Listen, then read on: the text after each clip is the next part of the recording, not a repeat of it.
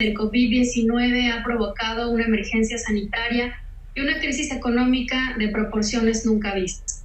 En México, la medida de suspensión temporal de actividades tuvo un efecto inmediato en la actividad económica del país, reflejado en la pérdida del empleo de 753,000 trabajadores formales en mes y medio.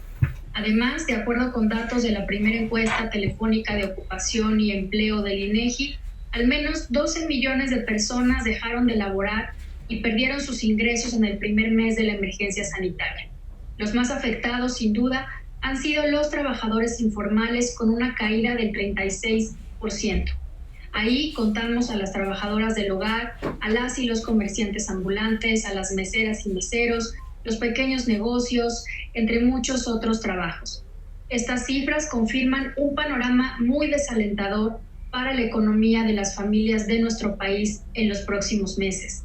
El Coneval ha estimado que la pobreza por ingresos en México se incrementará en 2020 entre 6 y 10 millones de personas, mientras que la pobreza laboral aumentará 8.5% tan solo en la primera mitad del año.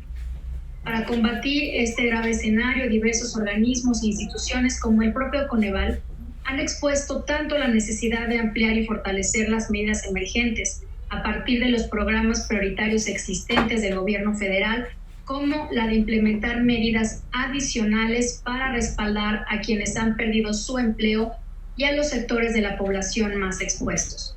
La CEPAL ha planteado que para enfrentar los impactos socioeconómicos de la crisis en la región, es necesario que los gobiernos garanticen transferencias monetarias temporales para satisfacer necesidades básicas y sostener el consumo de los hogares.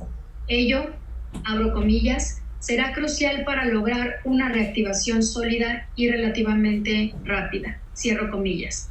En este mismo sentido, Juan Pablo Bojolavsky, experto independiente en deuda externa y derechos humanos de la ONU, ha exhortado a los gobiernos a considerar un ingreso básico universal por emergencia.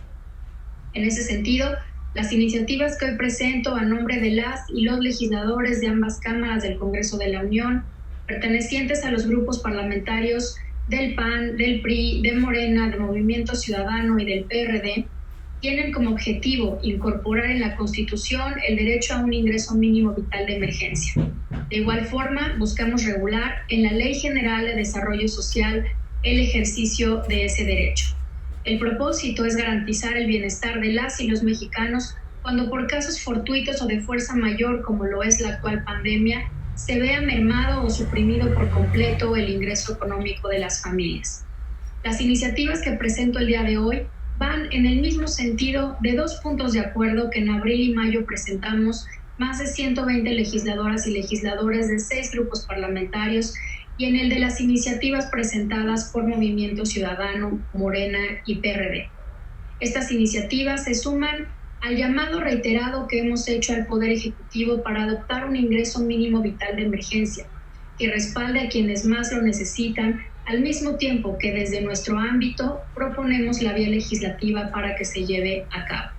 Necesidades extraordinarias demandan respuestas extraordinarias. Demos esa respuesta a los y los mexicanos que la necesitan. Muchas gracias.